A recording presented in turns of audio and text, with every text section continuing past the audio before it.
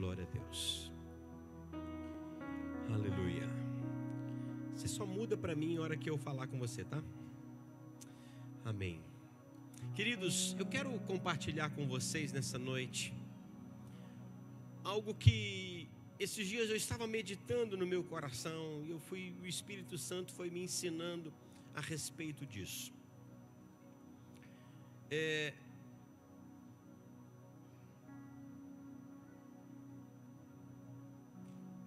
Desde a criação do homem até os dias de hoje, não dá para se afirmar com exatidão, mas acredita-se que desde que Deus criou o homem e até nós, a humanidade ela tem em torno de mais ou menos 10 mil anos. 8 mil anos antes de Cristo e 2 mil anos agora depois de Cristo, aproximadamente. O que você já ouviu falar? O homem tem milhões e milhões. Não, esquece isso aí, porque essa teoria da evolução, que o homem veio do macaco, que éramos uma célula que foi evoluindo, nem a ciência hoje mais atualizada acredita nisso mais. Mas o que eu quero mostrar para você nessa noite é que o tempo tem evoluído, a ciência tem evoluído. Pode colocar o primeiro slide, por favor. E o que eu quero mostrar, compartilhar com você hoje é a respeito do homem e a tecnologia. A evolução, como as coisas têm mudado de uns anos para cá. Como a tecnologia, como as coisas no mundo que nós vivemos, elas têm mudado num espaço de tempo muito curto.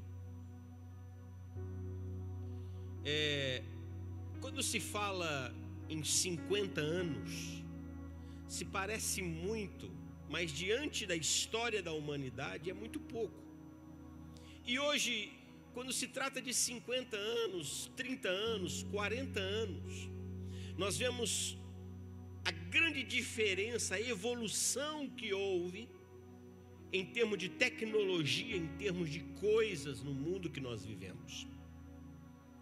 Eu me lembro quando eu comecei na igreja, quando eu comecei na fé, na minha época,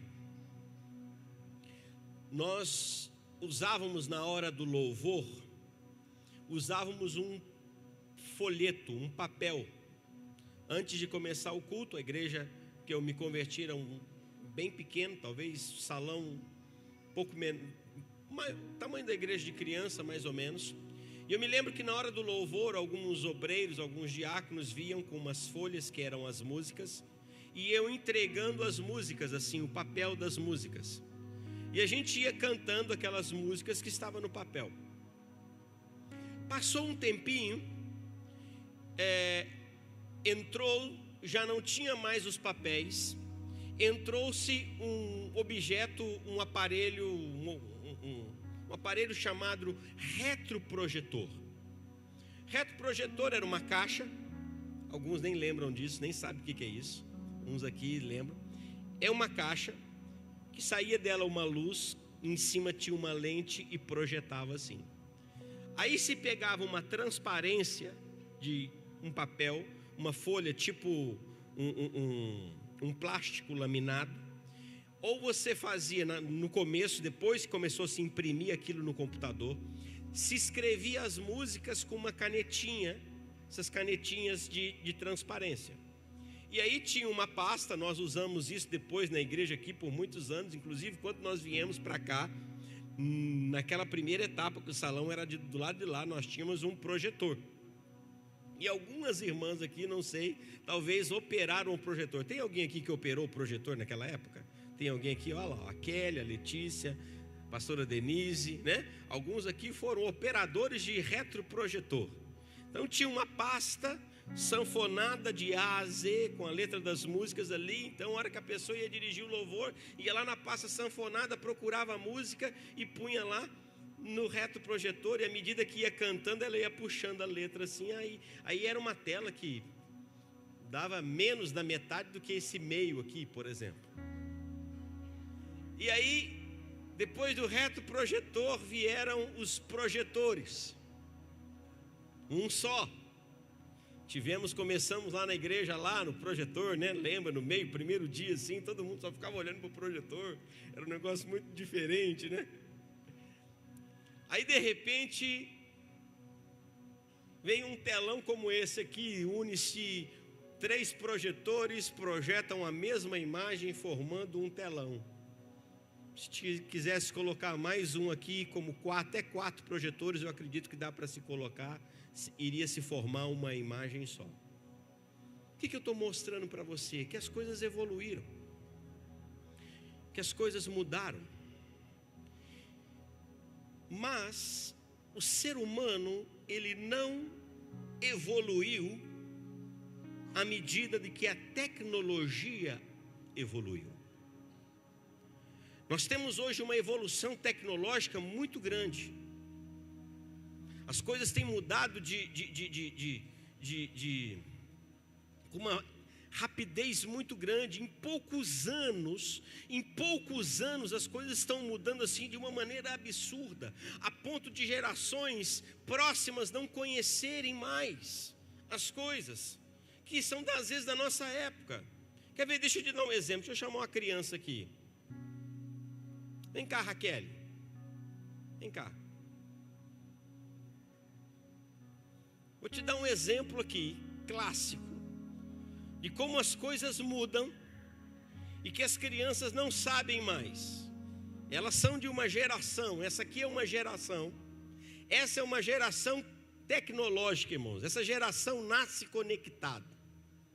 Essa geração já sabe mexer nesses Androids, nos iOS da vida. E essa geração conhece tudo que é de tecnologia. Vem cá, olha para aquele telão ali. Muda ali, pode mudar. O que é aquela primeira imagem lá? Celular. Muito bem. O que é essa segunda imagem aqui? Computador. Um notebook, né? Notebook. O que é aquela terceira imagem ali? Um tablet. O quê? Tablet. É um tablet? Não ensaiei, não treinei com ela não, irmãos. Agora deixa eu te mostrar um pouquinho o que é um espaço curto de tempo, alguns anos, irmãos.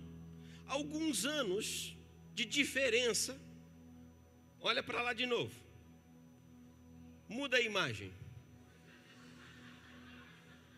O que é aquilo ali? Não sei. O que é isso aqui do meio? Não sei. Nenhum, não sabe nem o que é aquilo? Não. E esse? Não. E aquilo ali? Não, não sei. Quem sabe o que é aquilo ali, irmão? Levanta a mão. Quem sabe o que é isso aqui, irmão? Aquilo ali chama videocassete. Antigamente a gente assistia vídeo e colocava uma fita desse tamanho aqui lá dentro e assistia os filmes. Isso aqui chama fita cassete. Aí que tinha música. Hoje o que tem lá no celular, aquelas músicas que baixam lá, faz o MP3 dos downloads, antigamente era nessa fitinha cassete. E aquele negocinho ali se chama Walkman. Ali era como a gente ouvia as músicas daquela fitinha lá dentro daquele aparelhinho, punha um fone de ouvido. Tá bom? Pode sentar, meu bem. Obrigado. Pode mudar aí, Fabiana, para a última. Vocês perceberam? Irmãos, nós estamos falando de alguns anos. Nós estamos falando de pouquíssimos anos. Nós não estamos falando aqui de séculos, décadas.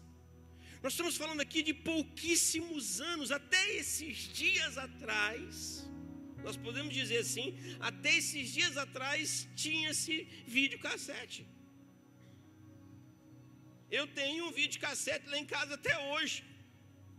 Não sei o que está fazendo lá, está de enfeite lá no rack lá, mas está lá.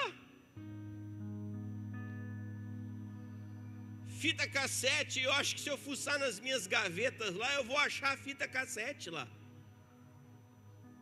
Walkman eu acho que não tenho mais, mas fita cassete com certeza eu tenho se eu fuçar nas minhas gavetas lá.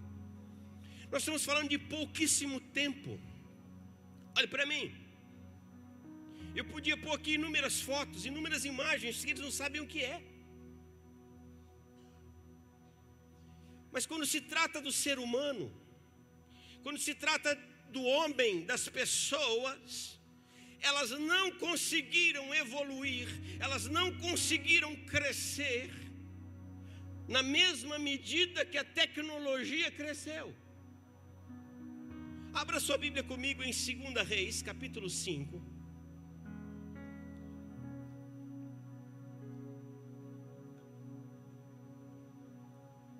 Eu vou tentar resumir essa história aqui. É uma história bem conhecida do homem chamado Naamã. Naamã, um homem muito bem sucedido, um homem famoso, um homem reconhecido pelo seu reino, pela sociedade, e um homem muito bem financeiramente. Nada diferente talvez dos dias de hoje. Pessoa bem sucedida, uma pessoa aí muito benquista aí fora, reconhecida talvez como autoridade ou por aquilo que faz. Nada diferente. Mas a Bíblia relata que esse homem tinha um problema. Também nada diferente de nós nos dias de hoje. Bem-sucedido, próspero, família, mas com um problema.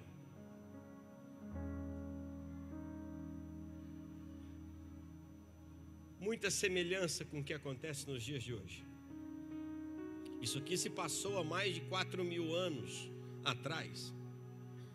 Esse homem então, no capítulo 5, versículo 1, diz assim: Naamã, comandante do exército do rei da Síria, era grande homem diante do seu senhor e de muito conceito, porque por ele o Senhor dera vitória à Síria. Ele era herói de guerra. Olha só o cara. Porém o quê? Leproso.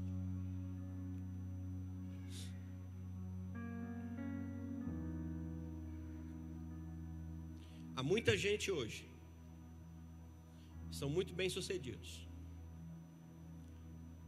são pessoas bem reconhecidas, mas são leprosas. Quando eu falo leprosos, eu não estou falando leprosos na carne, aqui era na carne. Eu estou falando leprosos na alma, leprosos nas emoções, leprosos nos sentimentos, leprosos no comportamento, na maneira de ser, no seu homem interior.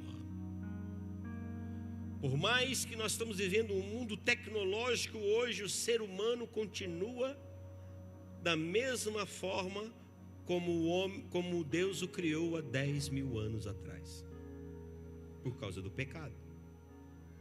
Esse homem então,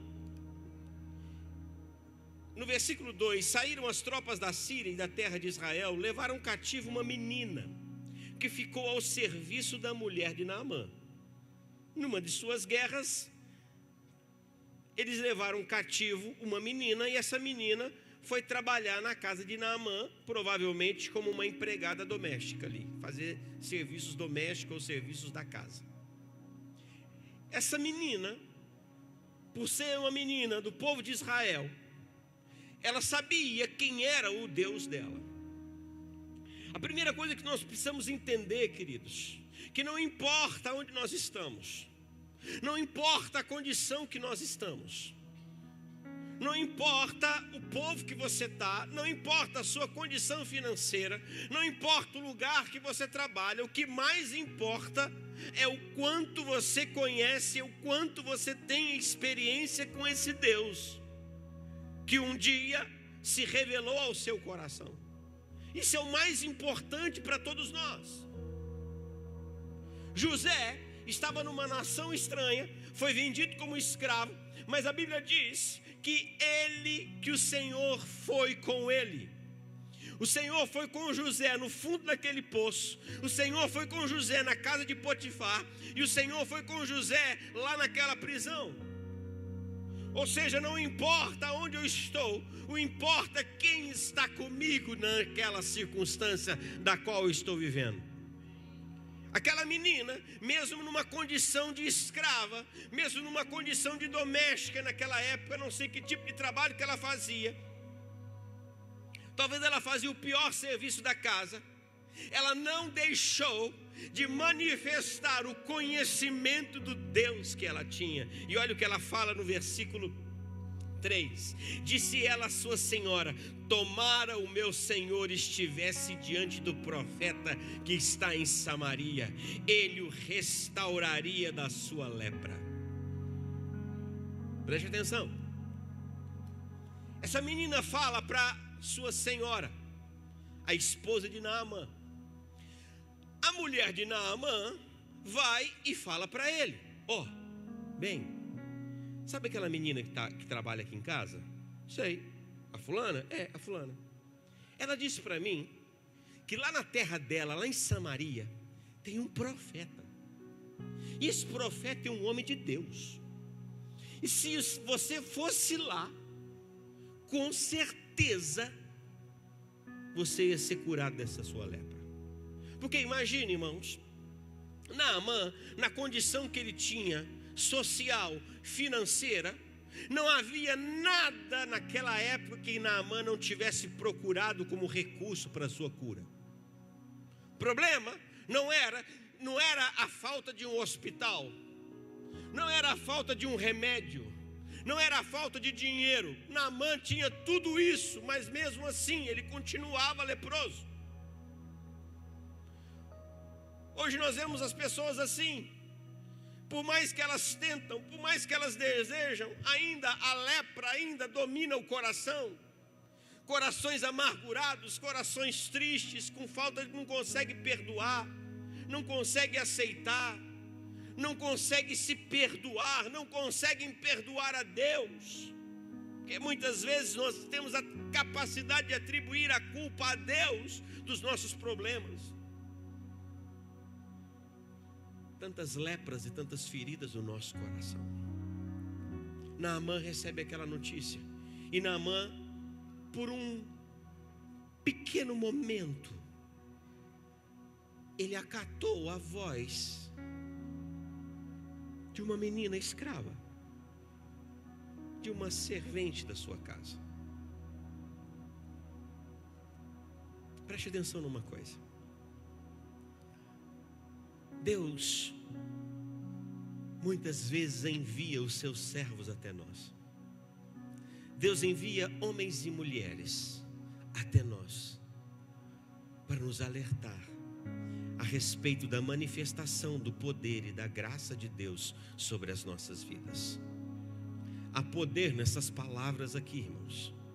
Naquela época o poder se manifestava através dos profetas. Hoje o poder se manifesta através dessa palavra. E Deus tem enviado os seus servos.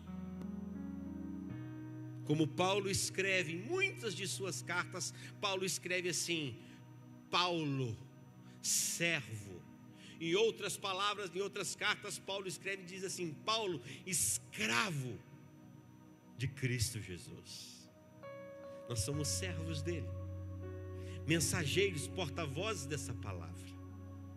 Estamos fazendo isso nesses dias, nessas casas, em tantos lares estão ouvindo a palavra de Deus. Talvez você está aqui hoje porque Deus um dia enviou um servo até você para falar dessa palavra. E Naamã então decide acatar a palavra daquela jovem. Porém, dentro de Naamã havia um orgulho próprio. Dentro de Naamã havia um conceito. Dentro de Naamã havia algo que ele achava que Deus teria que fazer da sua forma e não da forma de Deus. Ele ouve a palavra daquela menina e ele decide ir até o encontro daquele profeta em Israel, em Samaria. No versículo 6 fala assim: levou também ao rei de Israel a carta que dizia: logo em chegando a ti esta carta, saberás que eu te enviei Naamã, meu servo, para que o cures. Foram primeiro ao rei de Israel. O rei então, verso 7, tendo lido o rei de Israel a carta, rasgou as suas vestes e disse: acaso sou Deus com poder de tirar a vida ou dá-la, para que este envie a mim um homem para eu curá-lo da sua lepra? Notai e vede que procura um pretexto para romper comigo. Ou seja, o rei da Síria está querendo arrumar uma confusão comigo. Ele vai mandar um cara para mim curar. Por acaso eu sou Deus? Eu tenho poder de curar? Mas o negócio não era com o rei de Israel, irmãos. O negócio é com o profeta. Deixa eu te falar uma coisa para você, querido. O que vai mudar a sua vida, o seu negócio não é comigo. O seu negócio não é com essa igreja. O seu negócio é com essa palavra aqui, ó. Muitas pessoas, elas acham que pelo fato delas virem à igreja, a vida delas vai mudar. O fato de talvez um pastor ou alguém, um líder, alguma outra pessoa fazer uma oração por ela, a vida dela vai mudar. Mas eu quero dizer uma coisa para você: o único que pode mudar a sua casa, o único que pode mudar a sua vida, que pode mudar a sua vida é o Jesus que habita nessa palavra aqui, ó. E nessa noite nós queremos apresentar para você um Jesus que vai mudar a sua vida, e não um Jesus que não vai mudar a sua vida. Não sou eu que vou mudar a sua vida, é a palavra, é Jesus que muda a nossa vida, irmãos. De repente, no versículo 8, ouvindo porém Eliseu, homem de Deus, que o rei de Israel rasgara as suas vestes, mandou dizer ao rei: por que rasgaste as suas vestes? Deixai-o vir a mim, e saberá que há profeta em Israel. Veio, pois, Naamã com os seus cavalos e os seus carros, e parou à porta da casa de Eliseu. Eliseu manda um recado para o rei: rei, por que você está rasgando as vestes? Manda esse cara vir aqui, e ele vai saber que tem Deus aqui em Israel. E Naamã foi.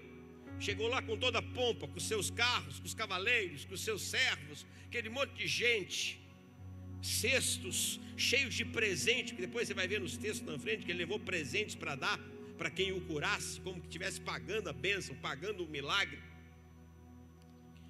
Versículo 10: então Eliseu lhe mandou um mensageiro, dizendo: vai, lava-te 7 vezes no Jordão, e a tua carne será restaurada e ficarás limpo. Preste atenção aqui por enquanto. Quando Naamã chega diante da casa de Eliseu, do profeta Eliseu, Eliseu nem foi lá fora, não foi nem atender ele. Lá de dentro, Eliseu mandou um recado para ele, por meio de Geazi, seu servo. Eliseu fala assim: vai lá e diga para ele mergulhar 7 vezes no rio Jordão, e ele vai ficar curado. Deixa eu dizer uma coisa para você. Às vezes você ouviu a palavra de Deus, você ouviu esse servo, essa pessoa que falou do amor de Deus para você, e de alguma forma você decidiu ir ao encontro desse Deus, você decidiu ir ao encontro dessa palavra. Saiba de uma coisa: as coisas nem sempre vão acontecer da maneira que nós imaginamos e queremos que elas aconteçam. Naamã, você vai ver no texto a seguir, que Naamã tinha um conceito de como seria a sua cura. Às vezes nós vamos até Deus, nós buscamos a Deus, nós oramos, nós vamos para a palavra, mas nós achamos que Deus tem que fazer da maneira que nós achamos que tem que ser feito. E eu vou dizer uma coisa para você: na grande maioria, para não dizer na totalidade das vezes, Deus não vai fazer da maneira que nós achamos que deve ser feito, porque Ele é Deus, Ele vai fazer da maneira dEle. Quando Eliseu dá essa palavra para Naamã, olha o que aconteceu. Naamã, porém, versículo 11: Naamã, porém, muito se indignou e se foi dizendo: pensava eu, olha só, o cara já veio com a imagem. Às vezes a gente vem para a igreja, mas a gente começa a buscar Deus, e esse é o motivo, porque muitas pessoas não conseguem permanecer na presença de Deus. Elas não conseguem permanecer na sua fé, porque elas têm um conceito, elas acham que Deus tem que fazer daquele jeito. Naamã, olha o que ele disse: pensava eu que ele sairia ter comigo, por-se-ia em pé, invocaria o nome do Senhor seu Deus, moveria a mão sobre o lugar da lepra e restauraria o leproso. Eu pensei que ele ia sair lá fora, me receber, invocar o nome do Deus dele, falar: Naamã, vem aqui. Colocaria as mãos sobre a minha lepra ou sobre a minha cabeça, invocaria o nome do Deus dele e eu seria curado, aleluia.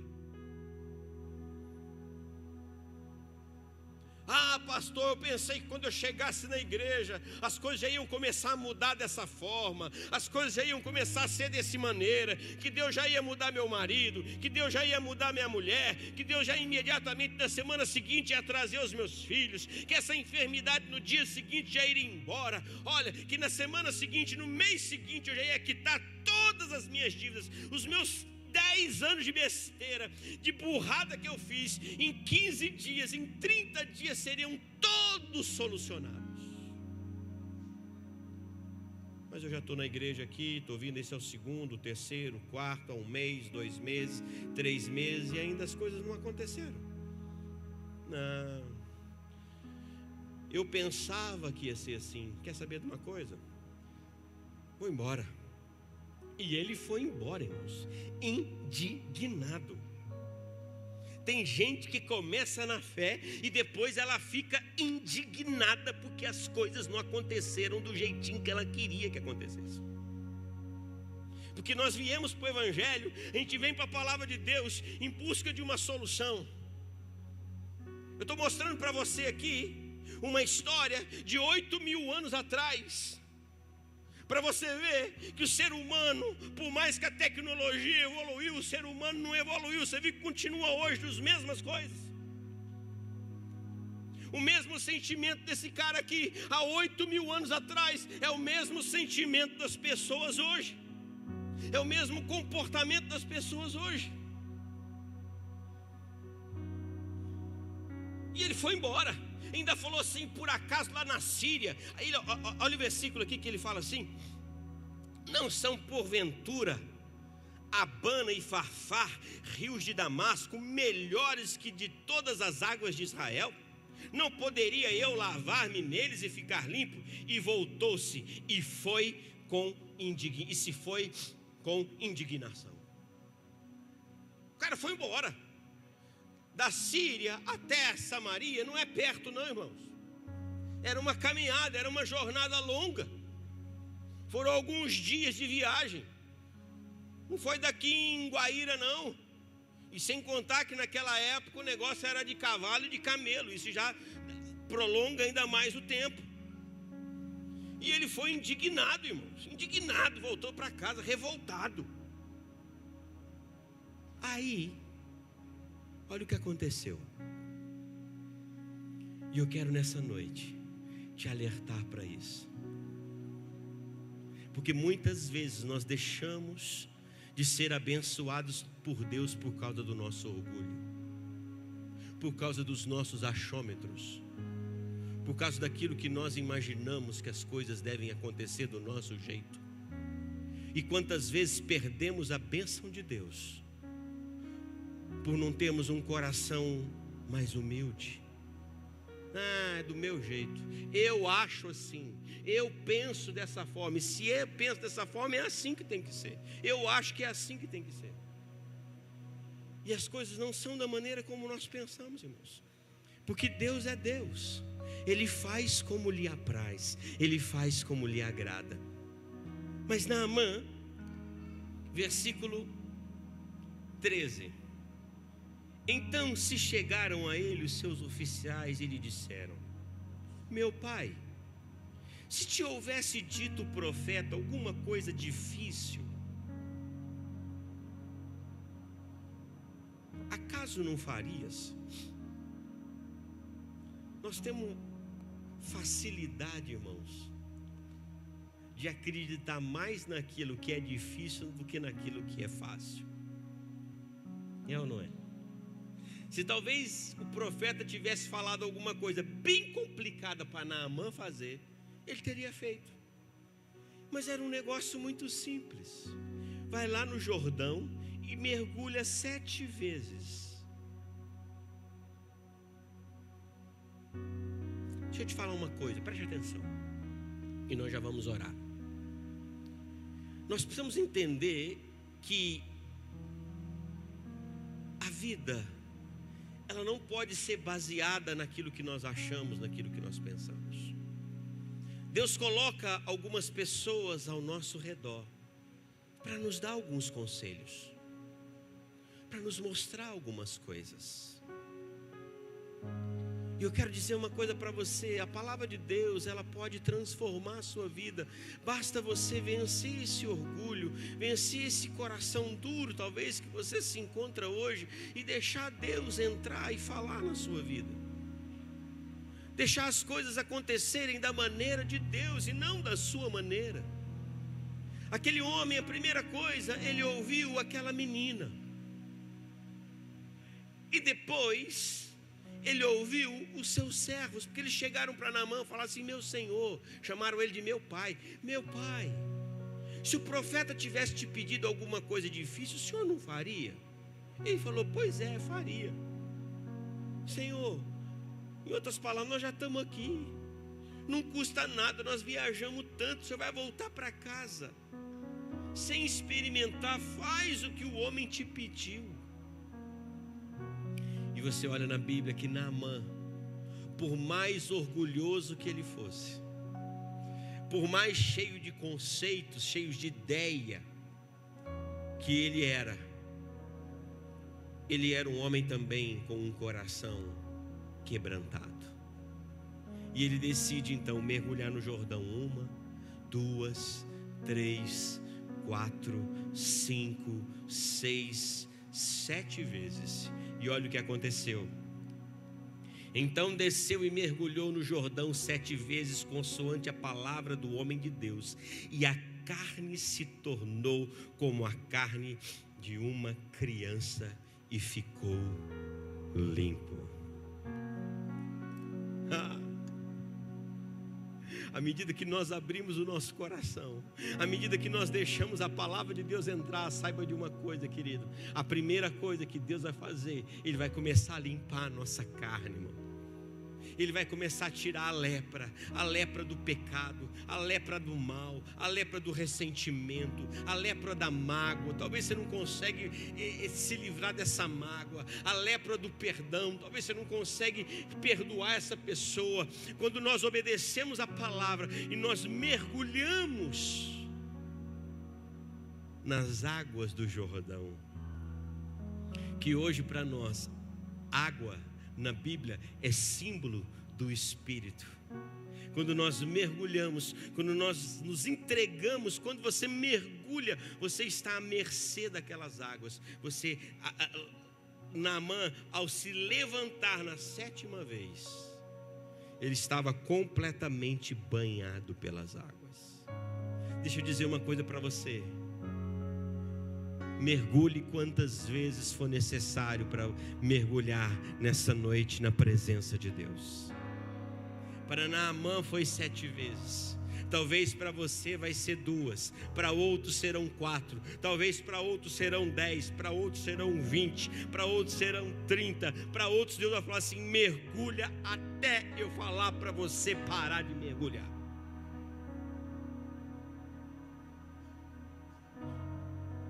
Porque o resultado é certo. O milagre e a cura vai vir sobre a sua vida.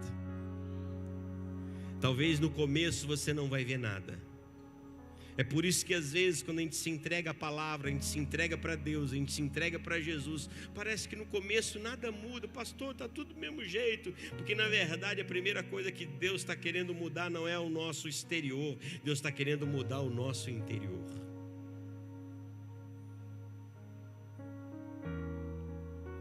Pastor, Deus não está mudando o meu problema, pastor.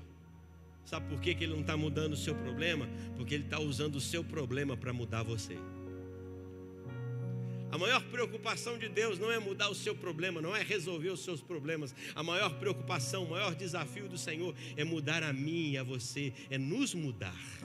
A maior obra que Deus quer fazer não é a obra no nosso exterior, mas é a obra dentro de nós. Porque não adianta ser como Naamã, um homem muito bem sucedido, muito bem quisto, muito bem organizado, com as coisas muito bem feitas, mas aqui dentro ele está leproso, irmãos. Leproso. Mas hoje eu quero dizer uma coisa para você.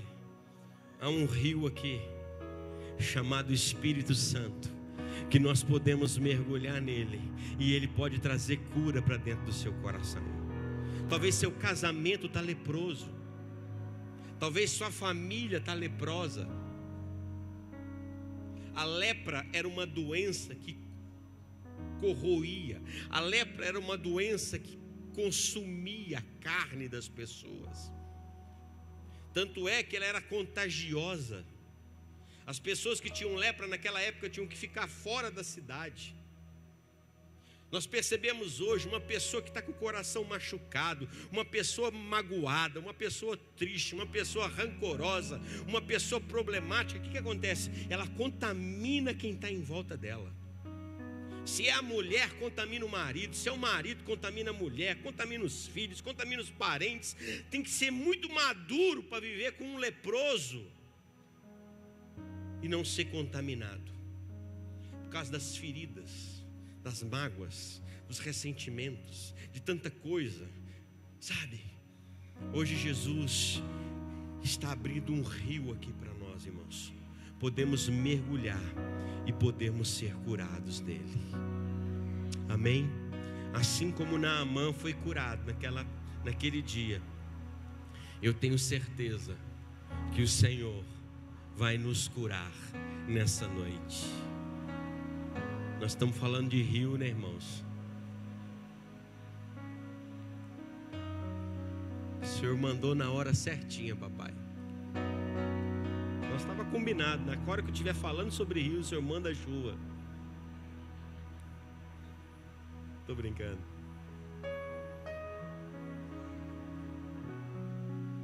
Amém, queridos? Quantos querem ser banhados por essas águas do Espírito Santo? Quero te convidar a ficar em pé em nome de Jesus. Não saia do seu lugar, só fique em pé. Feche os seus olhos. Há águas aqui, há rios aqui nessa noite para nos banhar, para nos encher, para nos purificar.